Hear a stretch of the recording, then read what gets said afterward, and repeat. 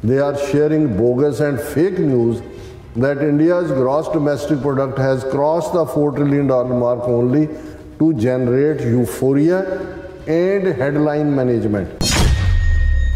ਇਹ ਝੂਠੇ ਟਵੀਟ ਨੂੰ ਮਹਾਰਾਸ਼ਟਰ ਦਾ deputy chief minister, union minister, उन्होंने एक बिजनेसमैन यार अडानी होएगा, ये सारे जड़े ने ये शेयर कर रहे हैं। This was totally fake and bogus news meant to generate more euphoria and a pathetic attempt in yet another success कॉमेज of Modi government make in India adventure. Apple manufacturer Luxshare has decided to invest 330 million in Vietnam instead of India। भी इदा विश्व गुरु नहीं बन जाते कि Australia आया, अमरीका आया ਜਾਂ दूजे यूरोप के मुल्कों गया तो तुसी पैसे दे के जहाज़ों च टिकटां सरकारी पैसे ते भर दो तो कहो जी सारा मोदी नूं विश्व गुरु मानते हैं। We become a super power only when companies feel confident investing in our country.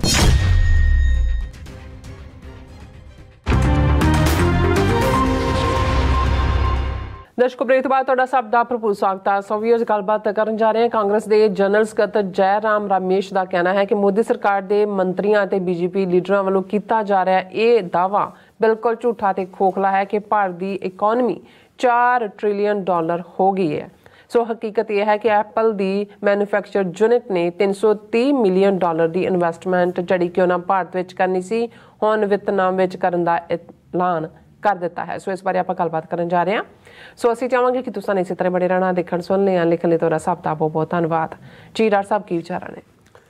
देखो, हिंदुत्व दीआं जिहड़ियां खूबियां ने उन्हां चों एक खूबी ये है कि वो झूठ इन्ना वड्डा बोलते हैं कि जिहड़ा शक करने वाला भी है वो भी कई बार एक बारी सोची पै जाता है कि भी इन्ना वड्डा झूठ नहीं हो सकता, और फिर उन्होंने रिपीट भी करते हैं। फिर हर लैवल के उत्ते वड्डे छोटे हर स्टेज हर प्लेटफॉर्म तो कि तुहानू चार चफेरे जिवें वो कन फाड़न वाला वही लफज बार बार मिलता है, और किते ना किते तुहाडी प्रोग्रामिंग भी फिर उस किस्म की हो जाती है।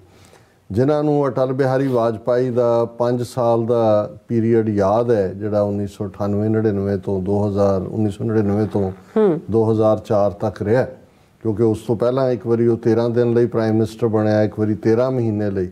लेकिन जड़ियाँ ठोस नीतियां हिंदुत्वियां दियां पहलियां लागू करन दा काम शुरू किया उदों, हालांकि बीजेपी को एब्सोल्यूट मेजोरिटी नहीं सी, कोलिशन गवर्नमेंट सी, और उदों जदों कि 2004 दियां चोणां तो ठीक पहला शाइनिंग इंडिया उन्होंने वड्डियां वड्डियां एडवरटाइजमेंट कंपनियां हायर कीतियां पब्लिसिटी दे लई, और जिहड़ा एक अज भी तुसी उस पीरीयड का हुण तां सारा कुछ डिजिटलाइज है, कढ़ के देख लो।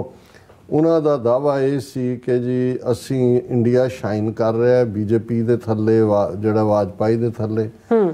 2025 तक असी चीन दी नूं पछाड़ देंगे, चीन की इकॉनमी नूं पिछे छड़ देंगे, और 2050 तक असी अमरीका नूं पिछे छड़ देंगे। ये पब्लिकली इस दे उत्ते उन्होंने कैंपेन शाइनिंग इंडिया और फलाना, ये उन्हों का नारा ही सी कि इंडिया हुण निकल गया उस गुलामी चो और शाइनिंग कर रहे हैं।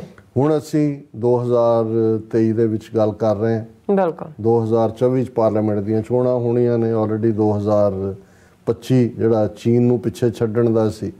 हुण जे तुसी दुनिया दे विच दे बावजूद कोविड-19 दे चलदे हैं बहुत सारियां इकॉनमी सफ़र कीतियां, लोग भी मरे। वर्ल्ड हैल्थ ऑर्गेनाइजेशन की फिगर के मुताबिक जिहड़ा है वो 150 मिलियन लोग, 15 करोड़ लोग जिहड़े ने वो मरदे ने, 15 मिलियन 150 नहीं 15 मिलियन 1.5 करोड़, और उन्हां चों 43 लाख 4.3 मिलियन कल्ले इंडिया च मरदे ने। सो आलमोस्ट मरन वाला हर तीसरा बंदा जिहड़ा है वो भारती है।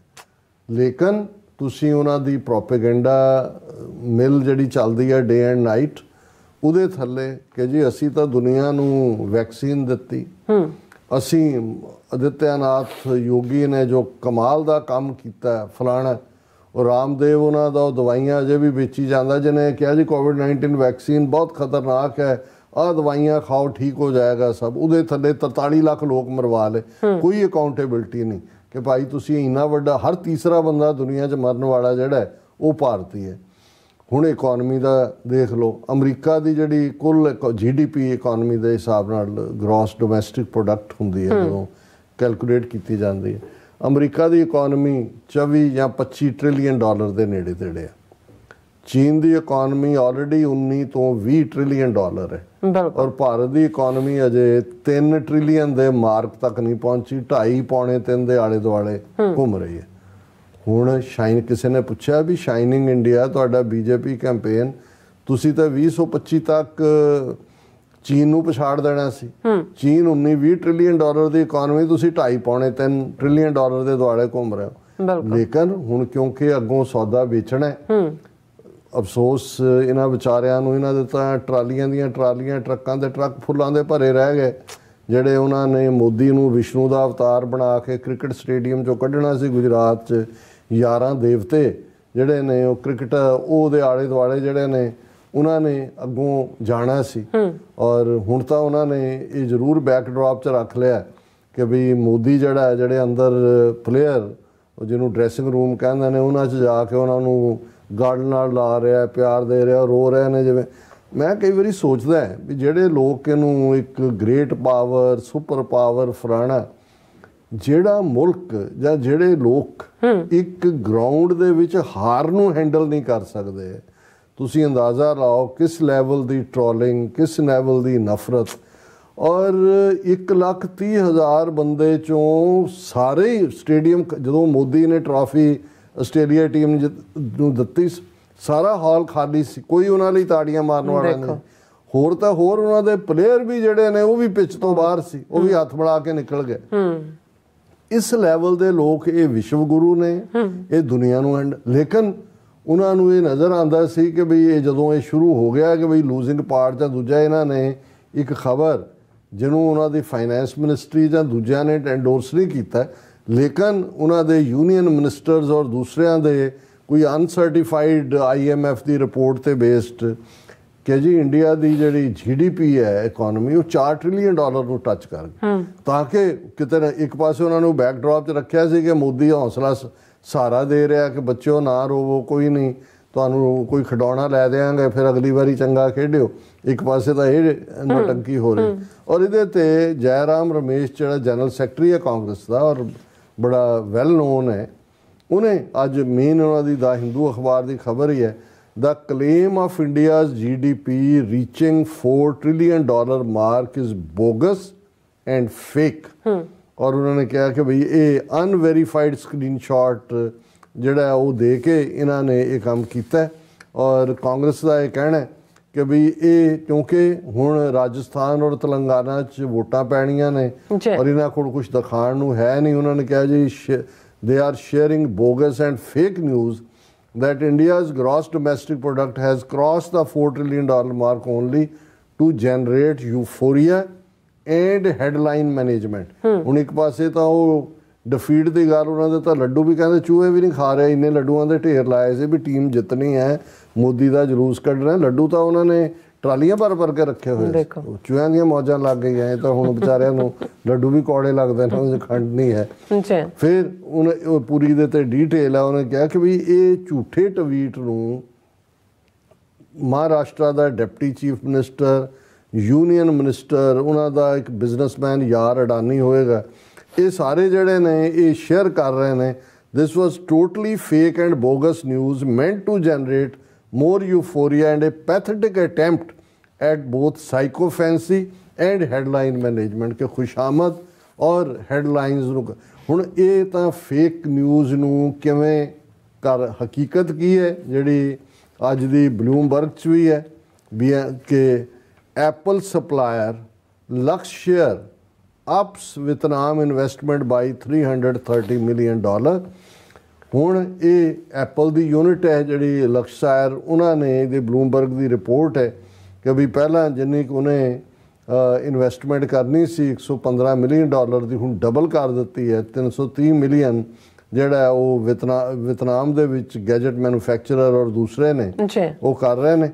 नहीं जी इन्होंने बताया the company is increasing its Bac Giang investment by $330 million to a total of $504 million through its Vietnam unit, the Province Industrial Zones Authority said on its website.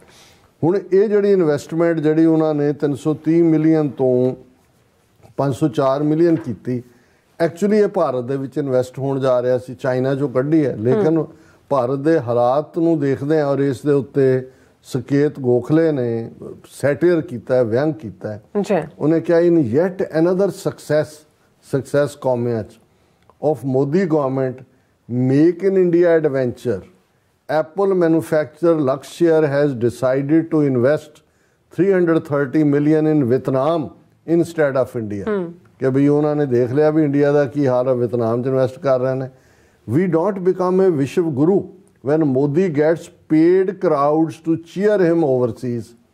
भी इदा विश्व गुरु नहीं बन जाते कि आस्ट्रेलिया आया, अमरीका आया ਜਾਂ ਦੂਜੇ ਯੂਰਪ ਦੇ ਮੁਲਕਾਂ 'ਚ ਗਿਆ ਤੇ ਤੁਸੀਂ ਪੈਸੇ ਦੇ ਕੇ ਜਹਾਜ਼ਾਂ 'ਚ ਟਿਕਟਾਂ ਸਰਕਾਰੀ ਪੈਸੇ ਤੇ ਭਰ ਦਿਓ ਤੇ ਕਹੋ ਜੀ ਸਾਰਾ ਮੋਦੀ ਨੂੰ ਵਿਸ਼ਵ ਗੁਰੂ ਮੰਨਦੇ ਨੇ। We become a super power only when companies feel confident investing in our country. ਹੁਣ ਇੱਕ ਪਾਸੇ ਤਾਂ ਜਿਹੜੀ ਇਨਵੈਸਟਮੈਂਟ ਲੱਗਦਾ ਸੀ ਕਿ ਆ ਰਹੀ ਹੈ, ਅਨਾਊਂਸ ਵੀ ਇੱਕ ਸਟੇਜ ਤੇ ਹੋਈ ਔਰ ਇਸ ਦੇ ਉੱਤੇ ਹੀ ਉਹਨਾਂ ਨੇ ਇਹ ਕਿਹਾ ਕਿ ਵੀ ਇਹ Apple's manufacturer Luxshare moves investment worth 330 million to Vietnam instead of India amid rising political tensions। कि जो माहौल बनाया होया उदी ਲਈ ਉਹਨਾਂ ਨੇ ਉਸ ਨੂੰ ਮੂਵ ਕੀਤਾ। ਸੋ ਹਕੀਕਤ ਇਹ ਹੈ, ਪਰ ਤੁਸੀਂ ਐਡਵਰਟਾਈਜ਼ ਕਰ ਰਹੇ ਹੋ ਕਿ ਜੀ ਇੰਡੀਆ ਦੀ ਇਕਨੋਮੀ 4 ਟ੍ਰਿਲੀਅਨ ਤੇ ਪਹੁੰਚ ਗਈ, ਜਦੋਂ ਕਿ ਈਵਨ 2.5 ਔਰ ਪੌਣੇ 3 ਟ੍ਰਿਲੀਅਨ ਦੇ ਵਿਚਾਲੇ ਜਿਹੜੀ ਹੈ ਉਹ ਸਟਰਗਲ ਕਰ ਰਹੀ ਹੈ ਔਰ ਜਿਹੜੀ ਇਨਵੈਸਟਮੈਂਟ ਲੱਗੀ ਵੀ ਹੋਈ ਹੈ ਉੱਥੋਂ ਵੀ ਚੁੱਕ ਕੇ ਜਿਹੜੇ ਨੇ ਕੋਈ ਵਿਤਨਾਮ ਜਾ ਰਿਹਾ ਹੈ, ਕੋਈ ਵਾਪਸ ਚਾਈਨਾ ਨਾਲ ਜਿਹੜੇ ਹੁਣ ਅਮਰੀਕਾ ਦੇ ਰਿਲੇਸ਼ਨਸ ਇੰਪਰੂਵ ਹੋਣ ਵੱਲ ਵਧੇ ਨੇ। ਕੁਛ ਇਨਵੈਸਟਮੈਂਟ ਜਿਹੜਾ ਲੱਗਦਾ ਸੀ ਕਿ ਚਾਈਨਾ ਤੋਂ ਉਖੜਨਗੀਆਂ, ਉਹ ਬਾਈਡਨ ਨੇ ਵੀ ਦੇਖ ਲਿਆ ਵੀ ਜਾਣਾ ਕਿੱਥੇ ਹੈ। ਉਹ ਇੱਕ ਪਾਸੇ ਉਹ ਕਹਿੰਦੇ ਨੇ ਕਿ ਵੀ ਸੱਪਾਂ ਦੀ ਖੁੱਡ ਚੋਂ ਨਿਕਲ ਕੇ ਤੁਸੀਂ ਮਗਰਮੱਛਾਂ ਦੇ ਵਸ ਪੈ ਜਾਓ। ਸੋ ਉਹਨਾਂ ਨੇ ਸਮਝਿਆ ਵੀ ਉੱਥੇ ਹੀ ਸੇਫ ਹੈ। ਇਹ ਹੈ ਵਿਸ਼ਵ ਗੁਰੂ ਭਾਰਤ। ਜੀ ਰਾਜ ਸਾਹਿਬ, ਤੁਹਾਡਾ ਬਹੁਤ ਬਹੁਤ ਧੰਨਵਾਦ। ਸਾਥ ਲੈਣ ਬ੍ਰੇਕ ਵਿਊਅਰਸ, ਤੁਸੀਂ ਕਿਤੇ ਨਹੀਂ ਜਾਣਾ, ਮਿਲਦੇ ਹਾਂ ਆਫਟਰ ਦਿਸ ਸ਼ਾਰਟ ਬ੍ਰੇਕ।